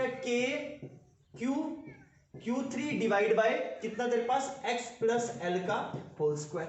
अब मेरी बात सुनना, ये वाला चार्ज भी बड़ा, ये वाला चार्ज भी बड़ा, और इससे इसकी दूरी भी कम। वहां पे ये वाला चार्ज भी छोटा, ये दूरी भी ज्यादा। तो भाई साहब कभी ऐसा संभव ही नहीं है कि इस वाली पोजीशन पे इन दोनों का फोर्स 0 हो जाए मिला के, बिकॉज इस वाले रीजन में हमेशा इसका फोर्स डोमिनेट करेगा। क्यों, वापस देख ले, यहां पे K9Q Q3 बाय x², उसकी वजह से KQ Q3, ये दूरी x मानी है ना मैंने, तो कितना हो जाएगा तेरे पास, L प्लस x का स्क्वायर। तो यहां पे देख, ये तो कॉमन है, ये भी कॉमन है, ये भी कॉमन है, ये भी कॉमन है, तो ये दो चीजों पे डिपेंड कर रहा है, 9Q बाय x² पे और Q divide by x plus L का होल स्क्वायर। ये कहीं बराबर हो ही नहीं सकता। क्यों बराबर नहीं हो सकता, यहां पे ऊपर वाली टर्म भी बड़ी है और ये नीचे वाली टर्म छोटी है। यहां पे तो ये ओवरऑल टर्म बड़ी बन गई ना, यहां पे ऊपर वाली टर्म भी छोटी है और ये वाली टर्म बड़ी है, तो और छोटी हो जाएगी। मेरी बात समझ में आ रहा है? तो इस रीजन में कभी भी F नेट 0 हो सकता नहीं है। यहाँ पे खतरा मेंशन कर रहे हैं, यहाँ पे लोग गलती कर बैठते हैं। वैसे गणित आपको सही जवाब देगा, पर मैं चाहता हूँ गणित से ना करें, हम थोड़ी चीजों को फील करें। अब हमें समझ में आ गया सर जी, यही एक पोजीशन है जहां पे यह संभव है। अगर आप यहाँ पे लगाते ना x मान के, तो आपका ऑटोमेटिकली आंसर नेगेटिव आ जाता, तो आपको समझ में आता भी कुछ गलत कर रहे हैं। पर आप, मैं चाहता हूँ कि आप पूरा फील करके आप देखिए, गणित से आप ना जाएं। तो मुझे समझ में आ गया कि उस वाले रीजन में ही सिर्फ बात बन सकती है। कौन से वाले रीजन में, इस वाले रीजन, यहीं पे बात बन सकती है, यहाँ पे आपकी बात बन सकती नहीं है। अच्छा, अब यहाँ पे फोर्स बैलेंस करते हैं, तो मैंने लिखा KQ Q3 divide by x square. X कहां से दूरी मानी दोस्त इसकी, यहां से दूरी मानी x, इज इक्वल टू किसके बराबर होना चाहिए तेरे पास, k 9q Q3 divide by l plus x का होल स्क्वायर। तो KQ साफ हो गया तेरे पास, Q3 से Q3 साफ हो गया, तो l plus x divide by x के लिए कितनी जगह तेरे पास 3 आ गया। क्लियर। तो यहां से कितना है, l plus x is equal to 3x, तो x की वैल्यू कितनी है तेरे पास l/2। मतलब जो थर्ड चार्ज की पोजीशन होगी वो कैसे होगी, यहाँ पे प्लस q था, यहाँ पे -9q था, -9q, तो थर्ड चार्ज की पोजीशन कुछ यहाँ पे होगी, यहाँ से कितना दूरी पे, l/2 दूर पे, और कितना चार्ज आप रखेंगे तो उसके लिए देख Q3 तो कट जा रहा है, Q3 पे डिपेंड ही नहीं कर रही है ये बात, तो उसका चार्ज कुछ भी हो सकता है, पॉजिटिव नेगेटिव कुछ भी हो सकता है, वैल्यू भी कुछ भी हो सकती है, वो इक्विलिब्रियम पे रहेगा। तो यहाँ पे आप Q3 रखेंगे, इसकी कोई भी वैल्यू हो सकती है। क्लियर। तो इस सवाल में ये अच्छा है कि आपको देखना कि भाई किस तरफ रह रहा है, कहाँ पे इक्विलिब्रियम पे आएगा, तो वो अच्छा है थोड़ा। तो इस सवाल को थोड़ा और बेहतरीन बनाया गया अब की बार क्या है ना, इससे पहले वाले सवालों में ये दोनों फिक्स हुआ करते थे, अब की बार ये दोनों फ्री हैं, ये फिक्स नहीं है। अब आपको क्या करना है, एक थर्ड चार्ज को रखना है, जिससे क्या हो, थर्ड चार्ज भी इक्विलिब्रियम पे आ जाए और ये चार्ज भी इक्विलिब्रियम पे आ जाए, बिकॉज इनिशियली ये इसको इधर धक्का मारा, इधर धक्का मारा, तो ये इक्विलिब्रियम में नहीं है। ये सवाल पहले वाले से क्यों डिफरेंट है, बिकॉज उससे पहले ये जो था आपके पास में ये फिक्स थे, कौन, ये दोनों चार्जेस फिक्स थे, थर्ड को आप रख रहे थे। अब की बार क्या है भाई साहब, ये दोनों फिक्स नहीं है, ये भी फ्री है, तो आपसे पूछा गया बताइए थर्ड चार्ज को कहां पे रखें ताकि पूरा सिस्टम इक्विलिब्रियम में आ जाए। तो बढ़िया सवाल है, आप इसकी बड़े ढंग से अटेम्प्ट कीजिए, फिर हम इसका सॉल्यूशन देखते हैं। ये बात आप स्पेसिफिकली मेंशन कर लीजिएगा, इससे ऊपर वाले सवाल तो फिक्स थे, और ये क्या है आपके पास, दोनों चार्जेस आपके पास फ्री है, इसे मेंशन कर देते हैं फ्री, ये दोनों हो जाएगा, डिफरेंस क्या है। क्लियर। आप इसे अटेम्प्ट कीजिए। तो आई होप आपने सवाल कर लिया होगा। आइए इसमें चलते हैं। अप्रोच वही रहेगी जैसे पहले वाले सवाल में थी। सबसे पहले मैंने इस वाले रीजन को पिक किया, मैंने बोला यहां पे रख के देखते हैं, ये तीनों रीजन में मैं चेक करूंगा। तो मैंने यहाँ पे सबसे पहले पॉजिटिव चार्ज को रख के देखा, यहाँ पे पॉजिटिव चार्ज को। तो अब क्या होना चाहिए, अब जो आप चार्ज रखे उसे सब इक्विलिब्रियम में आना चाहिए, यही सिर्फ यही नहीं, ये भी सब इक्विलिब्रियम में आना चाहिए। तो ये इसको इधर धक्का मार रहा है, ये जो Q है पॉजिटिव है ना, इसको इधर धक्का मार रहा है, वो भी इधर धक्का मार रहा है, दोनों इधर धक्का मार रहे हैं, मतलब ये संभव नहीं है कि यहाँ पे पॉजिटिव चार्ज रखा जाए। क्लियर। क्योंकि सबसे पहले ये इक्विलिब्रियम में, फिर बाकियों को इक्विलिब्रियम में लेके दोनों काम होने चाहिए। यहाँ पे नेगेटिव रख के देखते हैं, ये भी इसको इधर खींच रहा है, ये भी इधर खींच रहा है, ये इसको इधर खींच रहा है, ये इसको इधर खींच रहा है, मतलब ये भी संभव नहीं। क्लियर। अब चलते हैं बीच में, यहाँ पे पॉजिटिव चार्ज रख के देखते हैं, बीचे पॉजिटिव चार्ज रख के देखा, अगर आपने बीचे पॉजिटिव रखा तो ये इसको इधर धक्का मारेगा। क्लियर। ये इसको इधर धक्का मारेगा। सर इसका तो इक्विलिब्रियम आ रहा है, पर सिर्फ इसका नहीं लेके आना, औरों का भी लेके आना, चेक करते हैं। इसका तो आ रहा है, इसके पॉजिटिव की वजह से अगर आप यहाँ पॉजिटिव रखेंगे तो इस पे किधर फोर्स रहेगा, इधर, और ये वाला चार्ज भी इधर लगा रहा होगा, पर ये इक्विलिब्रियम में नहीं आ पाया। मेरी बात समझ में आ रही है, ये पॉजिटिव चार्ज भी इस 9q पे इधर फोर्स लगा रहा है, ये q भी इधर फोर्स लगा रहा है, दोनों इधर फोर्स लगा रहे हैं, तो ये तो इक्विलिब्रियम में नहीं आया ना आपके पास, तो इसका इक्विलिब्रियम नहीं मिला। अगर इसका नहीं मिला तो कहानी खत्म होगी, हमें तीनों का चाहिए था। तो मैंने कहा यार ये वाली बात भी नहीं बनी। नेगेटिव को देखा जाए थोड़ा, अगर आप नेगेटिव को चेक करेंगे, ये इसको इधर खींचेगा, कौन, ये वाला चार्ज इसको इधर खींचेगा, ये इधर खींचेगा, इसका इक्विलिब्रियम तो बन रहा है, पर सिर्फ इसका नहीं चाहिए, बाकियों का भी चाहिए। सब इस नेगेटिव चार्ज की वजह से इस पे किधर फोर्स लग रहा होगा, इधर फोर्स लग रहा है, और इसकी वजह से किधर लग रहा है, इस पे इधर लग रहा है, मतलब बात बन रही है यार। ये भी इक्विलिब्रियम में आ रहा है, इस पे भी इक्विलिब्रियम बन सकता है। अच्छा इस पे चेक कर लो, ये वाले को, इस पॉजिटिव चार्ज को ये इधर खींचेगा और ये पॉजिटिव उधर रिपेल करेगा, तो इस पे भी F नेट 0 बन सकता है। मतलब भाई साहब ये वाली कंडीशन अच्छी लग रही है। कौन सी वाली कंडीशन, जब बीच में कौन सा चार्ज रखा गया आपके पास, नेगेटिव चार्ज, इसमें मजा आ रहा है। आज अब यहाँ पे चलते हैं, यहाँ पे भी सेम कंडीशन देखते हैं। नेगेटिव चार्ज को रखा, ये इसको इधर खींच रहा है, वो भी उधर खींच रहा है, खुद का इक्विलिब्रियम नहीं आया, बात नहीं बनी। पॉजिटिव रखा, दोनों इधर खींच धक्का मार रहे हैं, तो इसका इक्विलिब्रियम नहीं बना, यहाँ पे बात नहीं बन रही। मतलब बात कहां बन रही है, जब यहाँ पे Q रहे, यहाँ पे कितना रहे दोस्त तेरे पास, 9Q रहे, ये तो है ही आपके पास सवाल में गिवन, तो उसको बीच में कुछ नेगेटिव चार्ज रखा जाए, तब ये कंडीशन सेटिस्फाई हो रही है। तो ठीक है भाई, मान लेते हैं इसकी दूरी कुछ x, इसकी दूरी l - x, ये चमक रहा है ना, देख, ये इसको इधर खींच रहा है, ये इधर खींच रहा है, दोनों इधर खींच रहे हैं, तो ये रुक सकता है। ये इसको, ये वाला चार्ज इधर खींच रहा है, ये नेगेटिव चार्ज इसको इधर खींच रहा है, ये इसको इधर धक्का मार रहा है, इसका भी इक्विलिब्रियम बन पा रहा है, बिकॉज अपोजिट डायरेक्शन में फोर्सेस हैं। 9q पे देखेगा तो इसकी वजह से इधर, इसकी वजह से इधर, इस पे भी इक्विलिब्रियम बन सकता है। तो इन तीनों पे इक्विलिब्रियम बन पा रहा है, तो ये कंडीशन सेटिस्फाई कर जाएगी। अब आओ इसकी वैल्यू निकाली जाए। तो यहाँ पे मैंने कुछ चार्ज रखा Q3, और वो Q3 नेगेटिव होगा, ये मुझे पता है। सबसे पहले तो इसकी पोजीशन निकाली जाए, तो कैसे निकाला, Q3 divide by x square is equal to Q3 9Q divide by L minus x का होल स्क्वायर। K ने K को मार दिया, Q3 ने Q3 को मार दिया और Q ने Q को मार दिया, तो L minus x divide by x is equal to 3 आ गया आपके पास। ये स्क्वायर था, रूट चला गया, 3 आ गया, फाइन। तो यहां से तेरे पास x की वैल्यू कितनी आएगी दोस्त, x की वैल्यू तेरे पास आ रही है, this is equal to L/4। मतलब पोजीशन तो पता लग गई जनाब, यहां से L/4 दूर होना चाहिए और यहां से कितना दूर होना चाहिए दोस्त तेरे पास, 3L/4। पोजीशन तो चमक गई। अब भाई साहब इसकी वैल्यू हम बोले से Q3 का कट गया तो वैल्यू कुछ भी हो जाए, ऐसा बोल सकते हैं कि नहीं दोस्त अभी कंप्लीट नहीं हुआ, सिर्फ इसको इक्विलिब्रियम पे नहीं लेके आना, इनको भी लेके आना है। तो अगर इस पे F नेट जीरो करते हैं, अब की बार इस वाले चार्ज पे, यहां पे किस पे जीरो किया, F नेट ऑन Q3 कितना किया, 0। अब हम किस पे कर रहे हैं, F नेट ऑन कितना चार्ज है दोस्त से, Q कितना होना चाहिए, 0, बिकॉज सब इक्विलिब्रियम में आने चाहिए ना। अब तो इसकी वैल्यू पुट कर दे, Q3, ये इसको किस तरफ खींच रहा है, नेगेटिव तो इधर खींच रहा है ना, ये Q3 इस Q को इधर खींच रहा है, तो क्या लिखा, Q3 डिवाइड बाय ये कितना, L/16 इज इक्वल टू, इस वाले चार्ज की वजह से देखते हैं यहां पे कितना आएगा तेरे पास, Q डिवाइड बाय L²। ये चमक रहा है, इसकी वजह से इधर, इसकी वजह से इधर, डन, ठीक है जी। यहां पे काटते हैं, KQ तेरे पास साफ हो गया, L² से L² साफ हो गया, कितना है, 16Q3 is equal to 9Q, मतलब Q3 की वैल्यू कितनी होती है, 9Q/16। ये तो मैग्नीट्यूड था, साइन आपको पता है कैसा होना चाहिए, नेगेटिव होना चाहिए, तो Q3 की वैल्यू कितनी होती है, Q3 की वैल्यू आती है 9Q/16। इज इट क्लियर दोस्त। तो ये बढ़िया सवाल था, ये आपको चमकना चाहिए। अब आप घर पे सेम सवाल प्रैक्टिस कर लीजिएगा, ये सवाल हो गया ना, घर पे आप एक और, अब आप देखिए Q3 की वजह से ये भी इक्विलिब्रियम में आ जाएगा, आप चेक कर लीजिएगा, ये भी इक्विलिब्रियम में है। अब आप घर पे एक सवाल प्रैक्टिस कीजिएगा, उसमें क्या कीजिएगा, नेक्स्ट सवाल में इसको क्यों रखिएगा, इसको कितना रखिएगा, -9Q। फिर आप चेक कीजिएगा तो आपके पास कोई और पोजीशन पे आएगी, तो ये सवाल और बढ़िया बनेगा, इसको मैं नेक्स्ट क्लास में डिस्कस कर दूंगा। क्या सवाल दे रहा हूं मैं, नया सवाल, बस आप इसको यहाँ पे -9Q कर देना, फिर आपसे पूछा जाएगा बताओ, मैं थोड़ा लिख दूं क्या, यहाँ पे Q है, नया सवाल लिख रहा हूं ना, -9Q है, ये होमवर्क के लिए आपके पास, इसके बीच में सेपरेशन कुछ L है। आपसे पूछा गया थर्ड चार्ज को कहां रखा जाए ताकि पूरा सिस्टम कहां पे आ जाए, रेस्ट पे आ जाए। ये सवाल अब आपके हवाले है, नेक्स्ट जब हम लेक्चर लेंगे तब हम इसको डिस्कस करेंगे। आइए नेक्स्ट सवाल पे चलते हैं। नेक्स्ट सवाल में हमारे पास क्या है, एक क्यूब बनाया हमने, एक इमेजिनरी क्यूब बनाया, आपको एक क्यूब दिखाई दे रहा है और ये एक्स एक्सिस है, ये वाई एक्सिस है, तो ये जेड हो जाएगा आपके पास। यहाँ पे 3 चार्जेस को रखा है, एक यहाँ पे रखा Q, यहाँ पे रखा -3Q और यहाँ पे रखा 2। Is it clear. अब हमें क्या निकालना है, हमें बताना है फोर्स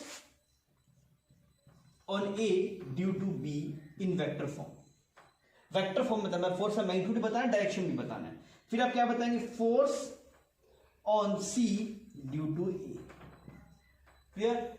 और एक और कर लेते हैं हम, इसको हम क्या बोल देते हैं, that is force on B due to C। ये 3 टर्म्स आपको निकालनी है, ऊपर तीर लगे इसमें, मतलब वेक्टर फॉर्म में निकालना है। इसको आपको पढ़ना आना चाहिए। ये क्या है, फोर्स ऑन ए पे लगने वाला फोर्स कहां है, ए ये रहा, किसकी वजह से, बी की वजह से, ठीक। ये क्या है, force on C due to A, मतलब सी पे लगने वाला फोर्स किसकी वजह से, ए की वजह से। ये क्या है, force on B due to C. Is it clear, ठीक। तो आप इसको अटेम्प्ट कीजिए, फिर हम इसे सॉल्व करते हैं। आप पहले इसको कॉपी में छाप लीजिए, सवाल को छाप लीजिए, फिर आप इसे अटेम्प्ट कीजिए, फिर हम इसको सॉल्व करेंगे। वेक्टर फॉर्म में निकालना, ध्यान रखना, सिर्फ मैग्नीट्यूड नहीं, वेक्टर फॉर्म में निकालना है।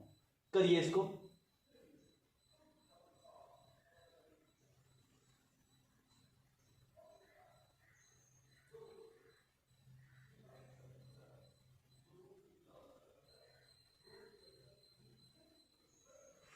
करें, आई होप आपने कर लिया होगा। अच्छा, अब सुन मेरी बात को, हम सही ढंग से इमेजिन करेंगे, हम फिजिक्स पढ़ रहे हैं, हम गणित में नहीं उलझेंगे ज्यादा। ये क्या है, ए पे लगने वाला फोर्स किसकी वजह से, बी की वजह से। तो मैंने बोला ये रहा ए, ये रहा बी, ये इसको अट्रैक्ट कर रहा होगा, रिपेल कर रहा होगा, ये पॉजिटिव है वो नेगेटिव है, तो अट्रैक्ट कर रहा होगा, तो आपके पास जो फोर्स लग रहा होगा इस डायरेक्शन में लग रहा होगा। Is it clear. तो हम पहले क्या करते हैं, पहले फोर्स का मैग्नीट्यूड निकालते हैं। हमारा टास्क क्या रहेगा, पहले हम इस वाले चार्ज के द्वारा इस पे लगने वाला जो फोर्स है उसका पहले मैग्नीट्यूड निकाल लेते हैं और फिर डायरेक्शन कैसे देखेंगे, इसकी डायरेक्शन मुझे इस डायरेक्शन में फोर्स लग रहा है और इस डायरेक्शन का यूनिट वेक्टर हम यहाँ पे नोट कर देंगे। Is it clear? ठीक है, तो पहले हम मैग्नीट्यूड निकालते हैं। तो फोर्स जो आपके पास लग रहा है, force on A due to B, उसका जो मैग्नीट्यूड होगा वो होगा के Q1 Q2 करेंगे तो कितना बन जाएगा, 3Q² बन जाएगा। ये Q1 ये Q2। मैंने पहले बोला साइन पुट नहीं करना है, आपको मैग्नीट्यूड निकालना है, फिर आप वेक्टर फॉर्म में उसको रख देंगे। देखिए कैसे भी करते हैं हम इसे, डिवाइड बाय r²। ये सेपरेशन कैसे निकालें, देख ये डिस्टेंस a, ये वाली डिस्टेंस भी कितनी a, तो ये कितना बन जाएगा तेरे पास √2a, तो कितना बन जाएगा 2a²। ठीक, ये आ गया force on a due to b। ठीक है, अगर आप डायरेक्शन देख, ये किस डायरेक्शन में लग रहा है, इस डायरेक्शन में लग रहा है, तो इस डायरेक्शन का यूनिट वेक्टर निकालते हैं। तो ये डायरेक्शन क्या है तेरे पास, तो ये वाली डायरेक्शन हम देख लेते हैं। तो मैंने बोला बी का जो पोजीशन वेक्टर है, बी का जो पोजीशन वेक्टर है वही तो इस फोर्स की डायरेक्शन है।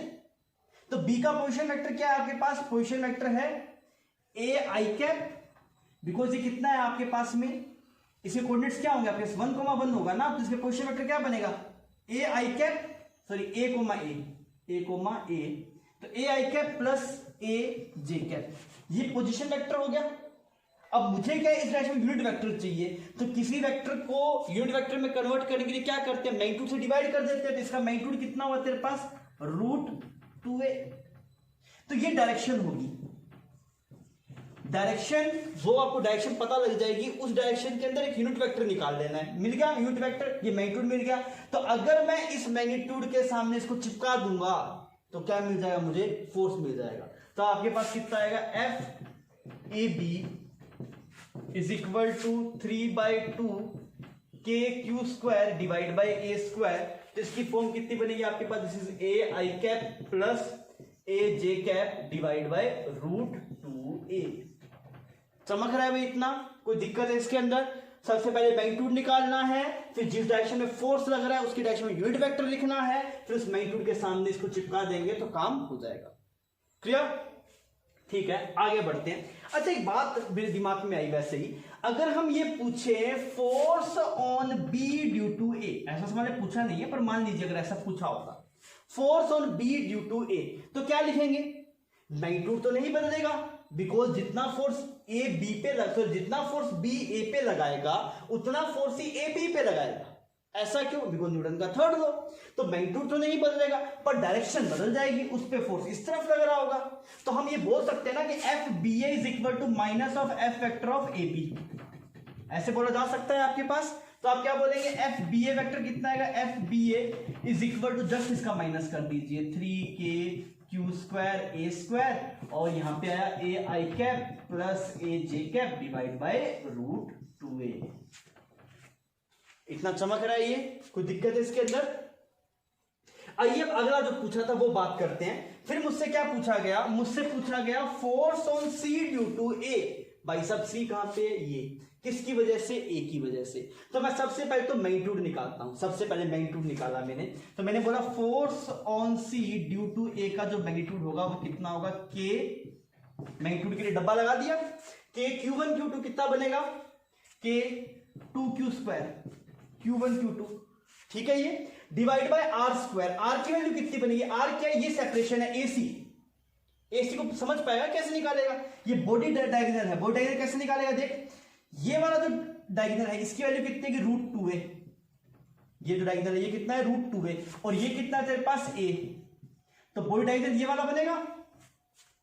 तो इसकी वैल्यू कितनी बनेगी तेरे पास, ये जो बॉडी डायगोनल होगा तो क्या करेगा, पाइथागोरस लगा दे, ये वाला √2a, ये वाला ट्रायंगल बन रहा है, देख ये √2a, ये वाला a, तो ये साइड निकाल पाएगा तू, ये कितना है तेरे पास, √3a बॉडी डायगोनल।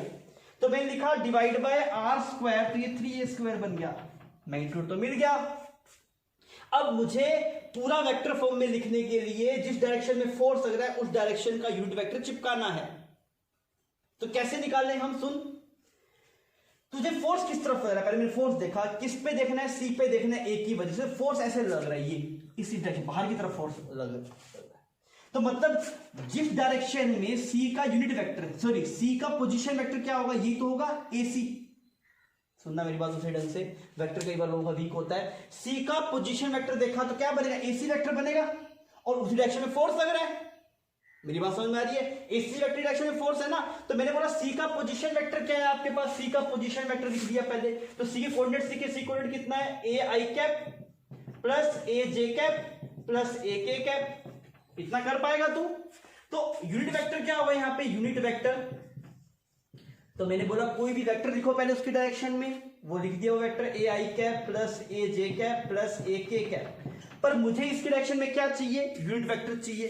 तो इसकी डायरेक्शन में यूनिट वेक्टर कितना है तेरे पास, इसको कैसे बनाया जाएगा यूनिट वेक्टर, इसके जब आप वेक्टर के मैग्नीट्यूड से वेक्टर को डिवाइड कर देते हैं तो यूनिट वेक्टर मिलता है। यूनिट वेक्टर क्या होता है, एक ऐसा वेक्टर जिसका मैग्नीट्यूड कितना हो 1, जो सिर्फ किसको रिप्रेजेंट करे, डायरेक्शन को रिप्रेजेंट करे। तो ये वाला बन गया यूनिट वेक्टर, बहुत बढ़िया, क्लियर। तो एफ सी ए कितना बन जाएगा, force on C due to A, ये वाली टर्म बन जाएगी 2/3 के Q square divide by A square, और यहां पे यूनिट वेक्टर मल्टीप्लाई किया तो कितना बन गया, आई कैप प्लस जे कैप प्लस के कैप डिवाइड बाई √3। ये आ गया फोर्स। तो सिंपल है दोस्त, पहले मैग्नीट्यूड निकालेंगे फिर हम डायरेक्शन लिख देंगे। एक और पूछा गया, अच्छा अगर मैं पूछता force on A due to C पूछ लेता, अगर मैं इसका जस्ट उल्टा पूछ लेता तो आप क्या बोलते, ये तो पता है, तो किसके बराबर होगा ये, minus of force C of A, clear. तो ये पता है, इसका जस्ट माइनस कर देंगे तो इसका जवाब मिल जाएगा। ये पूछा नहीं है, वैसे बता दो। फिर हमसे लास्ट पूछा गया force on B due to C, B पे लगने वाला फोर्स किसकी वजह से, सी की वजह से। किस तरफ लगेगा, डायरेक्शन बता सकता है, इस तरफ लग रहा है, समझ में आ रही है बात। फील करती इस चीज को, बी वहां पे, सी यहां पे, ऐसे ही है यहाँ पे तेरे पास, तो यहां पे पॉजिटिव यहां पे नेगेटिव, तो किस तरफ अट्रैक्ट करेगा force on B due to C, इस तरफ खींचेगा वो इसको, क्लियर। तो हमने इसका पहले मैग्नीट्यूड लिखा, तो हम इसको मिटा देते हैं, यहां पे हम इसे अटेम्प्ट कर लेते हैं। तो आपके पास जो इसका मैग्नीट्यूड आएगा वो कितना आएगा आपके पास, force on B due to C का जो मैग्नीट्यूड है वो कितना आएगा, के Q1 Q2 कितना बन जाएगा तेरे पास, 6Q स्क्वायर। आर कितना बनेगा तेरे पास, ये डिस्टेंस कितनी है तेरे पास, ये फील कर पा रहे, ये इतना ही है ना, साइड होगी तेरे पास ए स्क्वायर। ये फोर्स आ गया, डायरेक्शन कौन सी, ये वाली डायरेक्शन, तो कौन सी डायरेक्शन है वो, के कैप है ना, बाहर की तरफ, फिर वो से अट्रैक्ट करे तो के कैप। तो क्या रिजल्ट आ जाएगा, F B C is equal to 6K square divide by A square into K cap, clear. तो ये बढ़िया सवाल है, आई होप ये आपको थोड़ा सा स्ट्रगल आपने इसमें फेस किया होगा। नीट वाले बच्चों के लिए थोड़ा सा स्ट्रगल हो सकता है, बिकॉज मैथमेटिक्स थोड़ा कम फैमिलियर होते हैं।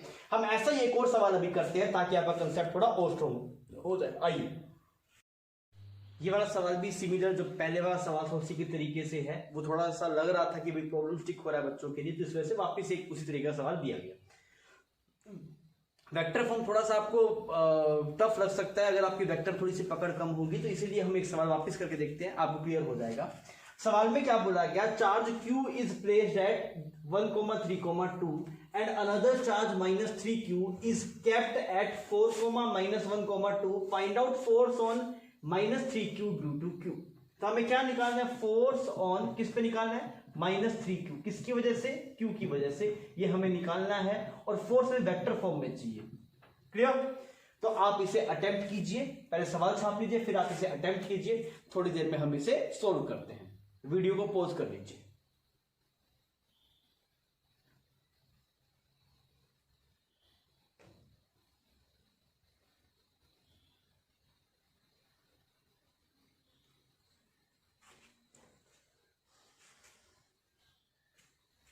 किया जाए सवाल, आई होप आपने कर लिया होगा। सवाल में सबसे पहले ना आप क्या कीजिए, इन सब सवालों में पहले आप एक एक्सिस बना लीजिए, ऐसे एक्स एक्सिस वाई एक्सिस ऐसे बना लीजिए, क्लियर। और जेड एक्सिस भी ऐसे हो जाएगा। तो कुछ एक रैंडम पॉइंट्स पे आपने पॉइंट्स बना दिए। सबसे पहले क्यू चार्ज मान लो यहाँ पे, जेड में भी इधर बाहर की तरफ है, पर मैं दिखा नहीं पाऊंगा, बोर्ड पे दिखा रहा हूँ वैसे ना, ऐसा नहीं एक्स वाई प्लेन में है, ये तीनों प्लेन में एक्स वाई और जेड बता, ऐसे कहीं यहाँ पे कहीं पे लाई कर रहा है, ऐसे प्लेन में कहीं पे, तो शो करेंगे, मैं ऐसे शो कर दिया। जैसे कोड मान लिया 1,3,-2, 1,3,2, यहाँ पे कौन सा चार्ज है, क्यू चार्ज है, ठीक है। सेकंड -3Q चार्ज को आपने रखा नीचे की तरफ कहीं पे है, वो कुछ यहाँ पे मान लेते हैं ऐसे, यहाँ पे ये कितने पे है, 4,-1,2 ऐसे बना, यहाँ पे चार्ज Q है और यहाँ पे कितना है, -3, ठीक है। ये आप इनको ऐसे लाइन ज्वाइन कर लीजिए ऐसे, से इन दोनों की। अब आपको निकालना क्या है, फोर्स ऑन -3q, किसकी वजह से, q की वजह से। ठीक है, सबसे पहले मैग्नीट्यूड निकाल देते हैं। मैग्नीट्यूड निकालना आसान है, पहले मैग्नीट्यूड निकालते हैं। तो मैंने बोला फोर्स का जो मैग्नीट्यूड आएगा वो पहले निकाला जाए, तो k q1 q2, q की वैल्यू q, q2 की वैल्यू 3q। यहाँ पे चार्ज नहीं पुट करते हम, तो कितना है, चार्ज का साइन पुट नहीं करना है, तो कितना है 3q² k q1 q2 divide bye r²। अब r कैसे निकाला जाए, आपको किन्हीं दो पॉइंट्स के बीच में डिस्टेंस निकालना आता है क्या, अगर कोऑर्डिनेट्स गिवन हो। हाँ हमें पता है, क्या फॉर्मूला आता है आपके पास, फॉर्मूला ऑफ द डिस्टेंस का, that is root x2 - x1 का स्क्वायर, y2 - y1 का स्क्वायर, y2 - y1 और z2 - z1 का स्क्वायर, ये आता है आपके पास r। तो r की वैल्यू कितनी है दोस्त, देख x2 - x1 कितने का, 3 का स्क्वायर, कितना बन गया 9, y2 - y1 तो कितना बना -4, -4 का स्क्वायर कितना बनेगा 16, प्लस दिस माइनस दिस का स्क्वायर, तो ये तो 0 हो गया तेरे पास, तो यहाँ पे आ गया 0। तो कितनी वैल्यू आ गई, r की वैल्यू आ गई तेरे पास 5 यूनिट्स। तो यहाँ पे r का स्क्वायर बनाना है अगर हमें, तो यह टर्म कितनी हो जाएगी 25, तो 3kq²/25, तो ये तो आ गया मैग्नीट्यूड। अब हमें क्या देखना है, डायरेक्शन देखना है, किस पे फोर्स पूछा है, 3q पे, q की वजह से किस तरफ लग रहा होगा, इस तरफ लग रहा होगा, ऐसे फोर्स इस तरफ लग रहा होगा, बिकॉज ये पॉजिटिव है, इस नेगेटिव को इस तरफ अट्रैक्ट कर रहा होगा। अब ये वेक्टर निकाला जाए, अब ये वेक्टर कैसे निकालें, सुनना मेरी बात को। अगर मान ले मैं तुझे, ये वाला a पॉइंट है, ये वाला b पॉइंट है, ये वाला a पॉइंट है, ये वाला b पॉइंट है, यहाँ पे ऐसे ये a का पोजीशन वेक्टर है, ये b का पोजीशन वेक्टर है, इसे बोलते हैं पोजीशन वेक्टर। ये ra वेक्टर हो गया, ये rb वेक्टर हो गया, और ये यहाँ पे क्या बना तेरे पास, ab वेक्टर बना। क्लियर। तो अगर हम ab वेक्टर निकालेंगे तो ab वेक्टर किसके बराबर आएगा आपके पास, कैसे निकालेंगे, तो मैंने बोला ra vector plus ab vector, sorry this is rb, मैं क्या बोलूं, ra vector plus ab vector किसके बराबर आएगा आपके पास, rb वेक्टर के बराबर। तो मैंने बोला ra vector plus ab vector is equal to rb vector. Clear. तो यहां पे अगर आप देख रहे होंगे तो ab वेक्टर कितना आ रहा होगा, ab vector is equal to rb vector minus ra vector. Is it clear, ये टर्म आ गया आपके पास। अब इसकी वैल्यू हम ऐसे निकाल सकते हैं कि जब आपको ab वेक्टर निकालना होगा तो आपको एक कंसेप्ट याद है ना, देखो कैसे किया, ra vector this vector plus this vector is equal to this vector, इतना सही। तो हमने लिखा ra plus ab is equal to this, तो ab वेक्टर कितना आ रहा है, rb माइनस ra। अगर अब आपको इस वाले पॉइंट का नाम कुछ मैं a बोल देता हूं, इसका नाम मैं b बोल देता हूं, तो मुझे क्या निकालना है, ba वेक्टर निकालना है, मुझे क्या निकालना है, ba वेक्टर निकालना है। तो कितना आएगा आपके पास, rb vector minus ra vector. Is it clear, rb vector minus ra vector. तो rb वेक्टर कितना आएगा आपके पास, this will be 4i cap rb vector minus j cap plus 2k cap, minus ra vector कितना आएगा आपके पास, i cap plus 3j cap plus 2k cap. Is it clear. अब हम इसे सॉल्व करते हैं, तो ये वाली वैल्यू कितनी आएगी आपके पास, 3i cap minus 4j cap, और ये तो कैंसिल आउट हो गया, तो ये वेक्टर बन गया आपके पास, that is ba vector. Is it clear. तो अब आपको इसकी डायरेक्शन का बताइए, डायरेक्शन मिल गई, हमें यूनिट वेक्टर चाहिए, तो कितना आएगा, 3i minus 4j divide by 5, इसका मैग्नीट्यूड इतने मिलेगा ना 5, तो पूरा f वेक्टर आप कितना लिखेंगे दोस्त, this will B 3kq² divide by 25, 3i cap minus 4j cap by 5, तो ये आपके पास इसका आंसर हो गया। तो ये आप अगर आप नीट की प्रिपरेशन करें तो आपका मैथ्स हो सकता है थोड़ा सा आपको वेक्टर में दिक्कत हो, तो आप इस सवाल को, इससे पहले वाले सवाल आप ढंग से देखिए, एक बार आपको हो सकता है वापस करना पड़े, पर इन सवाल पे आप थोड़ी कमांड बना लीजिए। आइए अब चलते हैं नेक्स्ट सवाल पे। यहीं पे हम इलेक्ट्रोस्टैटिक का लेक्चर 2 को खत्म करते हैं, और मैं आपको जो होमवर्क है वो आपको नेक्स्ट स्लाइड में दिखाई देगा, आप वहां से नोट कर लीजिएगा। आप जो भी आज अपने सवाल किए हैं, सवालों पे आप फोकस कीजिए और सवाल वापस एक बार सही ढंग से अटेम्प्ट कीजिए, और जो होमवर्क है उसे भी आप अच्छे ढंग से लगाइए। अगर आप ऐसा करेंगे तो हम जल्दी थोड़े दिन में इस चैप्टर के ऊपर हम अच्छी कमांड पकड़ लेंगे। ठीक है, हम मिलते हैं नेक्स्ट लेक्चर में, जब तक के लिए थैंक यू, जय हिंद, जय भारत।